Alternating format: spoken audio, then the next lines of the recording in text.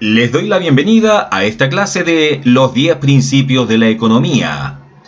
La clase de hoy se titula ¿Cómo interactúan las personas? Básicamente vamos a estudiar el comercio puede mejorar el bienestar de todos. Los mercados normalmente son un buen mecanismo para organizar la actividad económica y el gobierno puede mejorar algunas veces los resultados del mercado. Estos son 3 elementos que dan respuesta a la pregunta del cómo interactúan las personas y que corresponden a los principios 5, 6 y 7. Recordemos que habíamos indicado que en la economía existen 3 grandes preguntas: cómo las personas toman decisiones, cómo interactúan las personas y cómo funciona la economía. A continuación vamos a estudiar los principios 5 al 7 para dar respuesta al cómo interactúan las personas. Principio número 5. El comercio puede mejorar el bienestar de todos. Probablemente hayas escuchado en las noticias que en la economía mundial Japón es el competidor de Estados Unidos. Esto de alguna manera es cierto porque las empresas estadounidenses y japonesas producen bienes parecidos. Ford y Toyota compiten por los mismos clientes en el mercado automotriz y Apple y Sony lo hacen en el mercado de reproductores de música digital.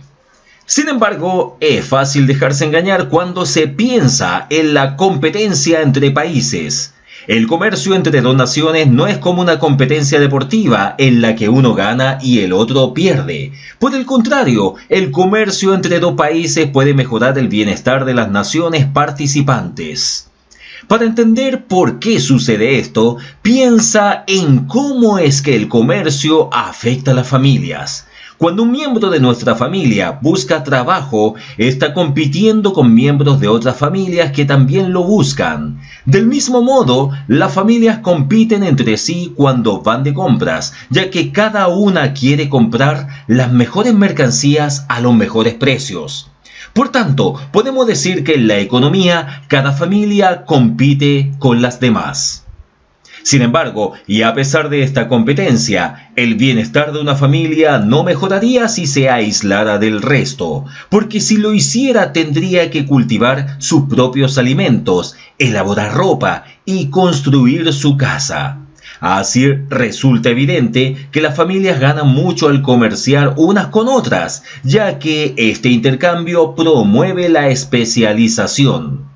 El comercio permite a cada persona especializarse en las actividades que mejor realiza, ya sea cultivar el campo, coser o construir casas.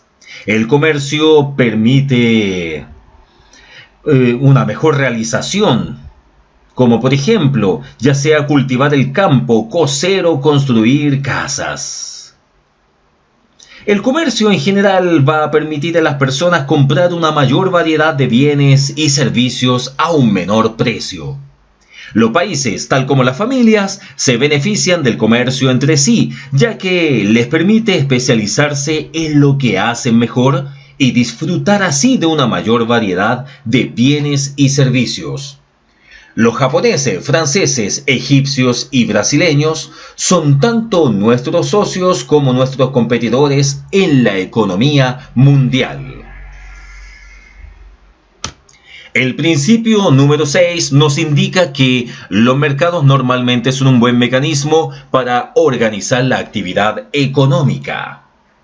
La caída del comunismo en la Unión Soviética y en la Europa del Este durante la década de 1980 es probablemente el cambio más importante que ha ocurrido en el mundo en los últimos 50 años.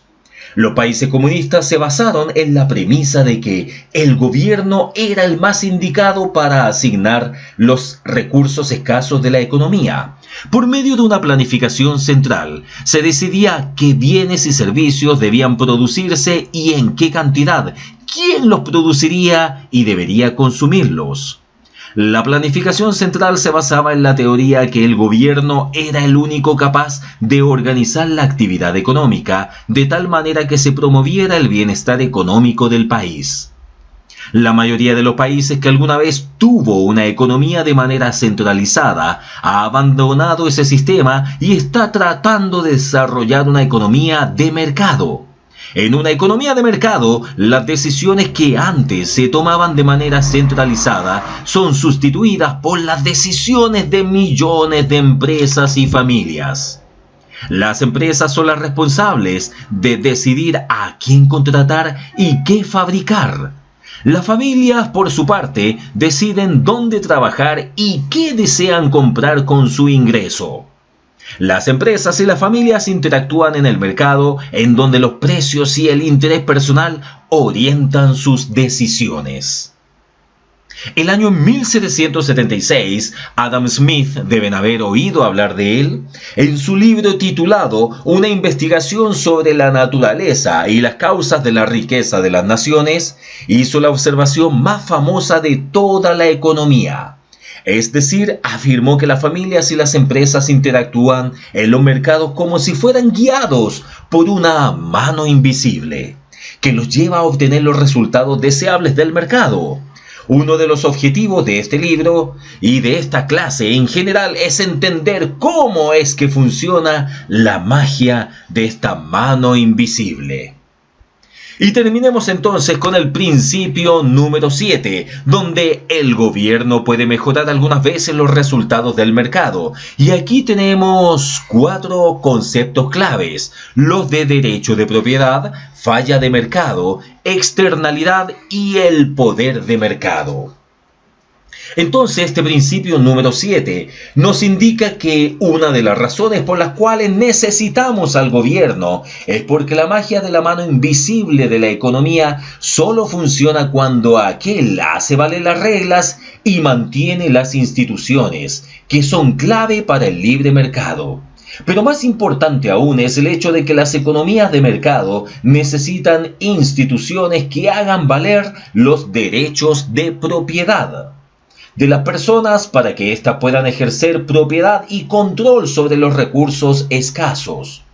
Un campesino, por ejemplo, no va a cultivar alimentos si cree que le robarán su cosecha. De igual manera, un restaurante no ofrecerá comidas a menos que haya algo que le asegure que los clientes pagarán antes de irse.